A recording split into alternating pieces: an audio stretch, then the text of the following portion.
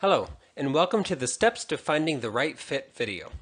This video is courtesy of the Indiana Commission for Higher Education and Learn More Indiana, which is a partnership of state and local organizations working to help Hoosiers of all ages complete education and training beyond high school, and the Indiana Youth Institute, a statewide nonprofit that promotes the healthy development of Indiana children and youth by serving the people, institutions, and communities that impact their well-being. The video was also developed by the National Center for College Costs, an Indiana-based organization that provides innovative programs and products that help students and their parents prepare for higher education. In this video, we're going to cover tips on how to go about the college selection process and hopefully find a great fit the first time around. Throughout the video, please feel free to hit the pause button on your media player to take time to study the information on the screen. Once you're ready, just click play and continue through the video. Here are the primary topics we'll be covering today. First off, defining college. Next, resources for career exploration. Next, figuring out which colleges fit academically and socially. Then figuring out which colleges fit financially. Then visiting colleges, applying to colleges, and finally, researching other planning resources. Before we highlight the most important steps in the college selection process, let's define what we mean by college. Many people immediately think of a four-year college or a university, but in fact, college can be a wide range of programs after high school. Look at the certification diploma, for instance. Many careers, such as medical assistants and massage therapists, only require a certificate for entry into the field. Of course, knowing what type of degree you want to pursue is dependent upon what you want to do for a career. If you are uncertain, I would encourage you to visit the Indiana Youth Institute's Drive of Your Life website to help you narrow down your options. Once you find a new career you're interested in, then you can start to look at what types of degrees they require. The Indiana Youth Institute has designed a tool for middle school students to help them explore careers that can be found at www.driveofyourlife.org. What is the one thing almost all middle school students are thinking about? Getting their driver's license and driving their first car. This interactive site helps them investigate Indiana-specific careers while accessorizing a car online and to learn about the potential jobs and the education needed to reach their goals. Another great site for career exploration is indianacareerexplorer.com. As you go through high school and college, it's very important for you to revisit these sites to continue exploring different careers. When you return to these career exploration sites after a while, you might notice your interests and goals have changed, which is normal. These sites will help you to refocus your plan for college and beyond. Once you have a better idea about the type of career you want to pursue and what type of degree it requires, we can now start finding the right college to meet your needs. When choosing a college, there are three important considerations. Does it fit academically? Meaning, does it offer the program of study that will prepare you for the career you want to have? Does it fit socially?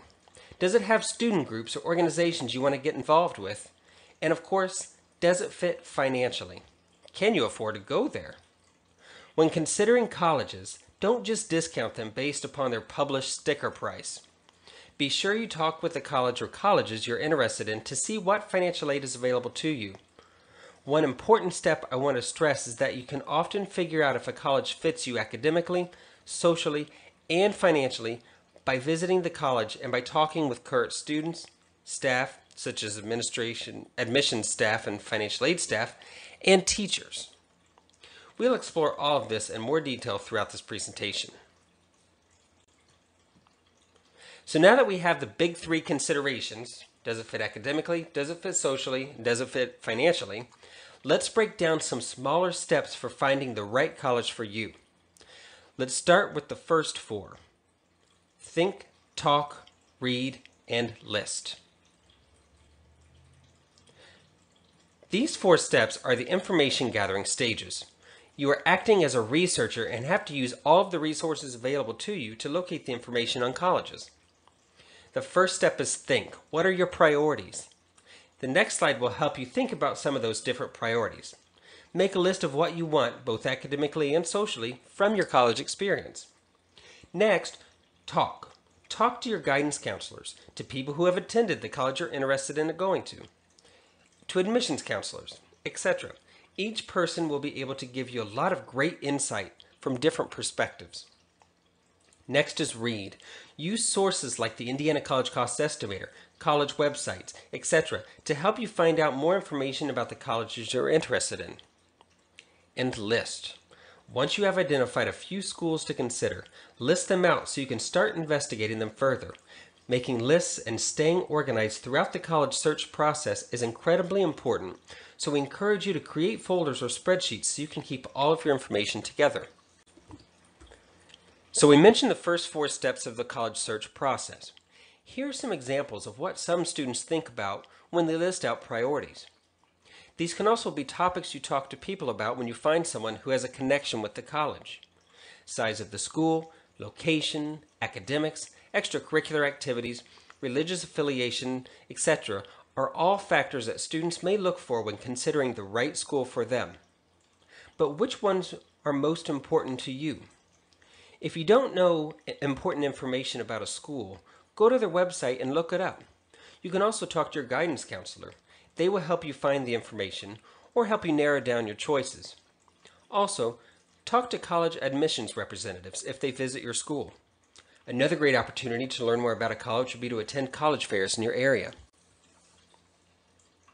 You can also view Indiana College profiles on the indianacollegecosts.org website to learn more about some of these topics during the planning phase. Go to the Explore Indiana Colleges section, then to the College Profiles section, then just choose the school you're interested in learning more about. This may be a good way to take a first look without having to actually travel to the campus. To start, we have a map that shows where each college is across the state. If you want to learn more about a specific college, you can just click on the name of the college and you'll be taken to their complete profile. Notice we include contact information and links to a virtual tour and to the online admission application. We also provide cost information, financial aid information, and admission information. To learn even more about a specific college, we encourage you to go to the college's website. So now that you have put together a few schools you would consider visiting from a social and academic perspective, let's also consider the financial perspective. That way, you can be more informed when you actually go visit the college. Let's look at the issue of college costs, specifically as it relates to your family. First, remember there may be colleges that look more affordable based on the list price, but are they the best fit for you? Probably not in some cases. Private colleges look more expensive when we look at the list price, but many of them have the financial aid resources to make the cost comparable to a public college for a number of their students. On the ICCE homepage, you'll see the big Click Here to Begin button that leads to the College Cost Estimator, where you can explore your college financial aid eligibility. The website will tell you exactly what information you will need to complete the College Cost Estimator, a tax return if you file one, the amounts in checking and savings accounts, etc. The results of the estimator are simply estimates and won't necessarily be the actual financial aid you receive from an Indiana college, but it should give you a good ballpark on your financial aid eligibility when the time comes, assuming, of course, similar financial circumstances at that point in time. One of the nice things about this website is that thanks to a grant from Lilly Endowment and the Independent Colleges of Indiana, you also have free access to the staff services at the National Center for College Costs anytime you want their help on any aspect of the college selection, admission, or financial aid process. See the Contact Us button on the ICCE homepage to see all the ways you can talk to the NCCC staff. Once you have loaded all your information, a summary of your information will appear. If everything looks correct, be sure you hit the Submit Your Estimator button to get your report. Here's an example of a report in the Expected Family Contribution, or EFC. That will show you the amount of money your family supposedly can contribute towards the college education, according to the federal formula. Now don't panic if this 50-plus-year-old formula looks unrealistic. contact the National Center for College Costs staff so they can tell you how to really interpret the results and to share with you the colleges they think are possibly going to fit for you financially. Here's an example of a report for Ivy Tech Community College. In this example, there are two columns. There are a lot of numbers on this page, so let's just look at the ones that are most important. First off, notice where the red box has appeared. That figure represents what you will actually be billed for tuition and fees at Ivy Tech. The $10,298 figure that is immediately to the left of that is a figure the school has to report to the federal government, one that allows for room, meals, books, etc., but it is not a reflection of what you would be billed. Now let's look at the figure in the center of the second red box. Notice it is showing you the estimated total gift aid, which is free money you won't have to pay back. You are estimated to receive from the federal government, the state of Indiana, and the institution. So in your own report, what you would need to do is to compare the figure in the first box, what you would be charged from the college, and the figure in the second box, what financial aid you are estimated to receive. As you can see in this example, the amount of financial aid the student receives is more than what Ivy Tech charges for tuition fees. So going to Ivy Tech is going to be very affordable for this student, and they will graduate with, hopefully, little to no loan debt. With that extra money left over from the grant money, students should use that to purchase books, supplies, help with rent, pay for transportation to and from school, etc. You can also do side-by-side comparisons on the Indiana College Cost Estimator. Here's an example of 3 Indiana colleges. Again, there are a lot of numbers on this page, so I encourage you to direct your eyes to the outline section in the center of the screen titled Median Estimated Net Price After Gift Aid. This shows you what's left over after the federal, state, and institutional gift aid has been applied to the total cost of the school. The federal student loans and/or work-study funds that follow will further reduce the amount of money the student has to pay the college, although we don't want to accumulate any more loan debt than we absolutely have to. That's very important to remember. For more information on financial aid topics, please watch our video that specifically talks about all the different kinds of financial aid, federal, state, and institutional. We also have a video that specifically talks about financial aid for Indiana residents. I encourage you to watch both so you can have all of the information as you prepare to find the right college. So now that we've researched a few schools academically, socially, and financially, now it's time to go visit a few. As I mentioned earlier, visiting is incredibly important in order to find out if a college fits academically, socially, and financially. When you visit a college, you have the opportunity to talk to students, to faculty, admission officers, and financial aid staff. Here are a few tips for asking questions while on a tour. Ask questions about things that are most important to you. But remember, please keep them polite. Try to ask the same questions at each school you visit. You want to be able to compare the schools. Take a tour and interact with your guide. This way you'll get a first-hand student perspective on things. Try to tour large and small campuses, urban and rural, public and private, in order to get a first-hand experience of all the different types of colleges you might attend. Talk to admission counselors, professors, students, financial aid staff. Get a well-rounded experience. Don't just talk to the admissions counselor or to the tour guide.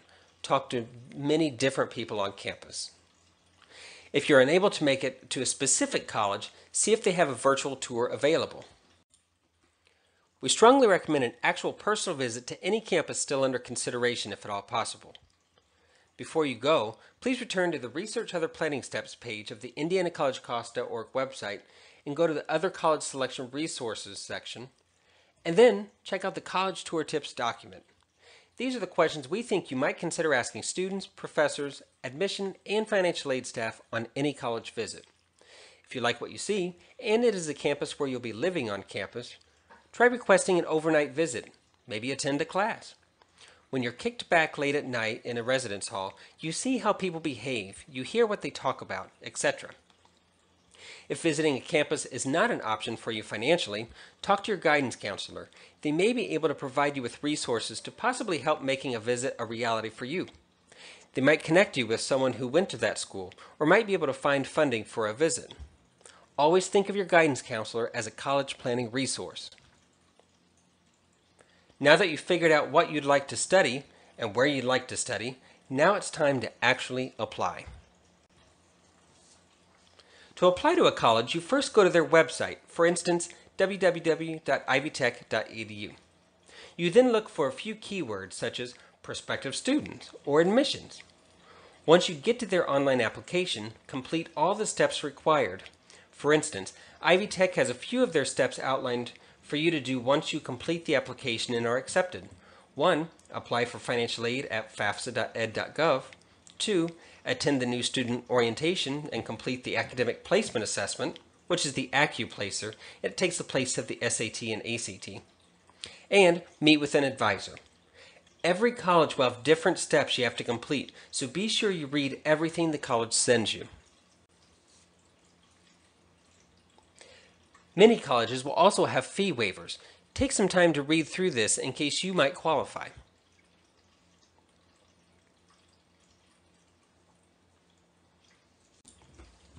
As you saw a moment ago, Ivy Tech has its own placement test, the AccuPlacer, you have to take.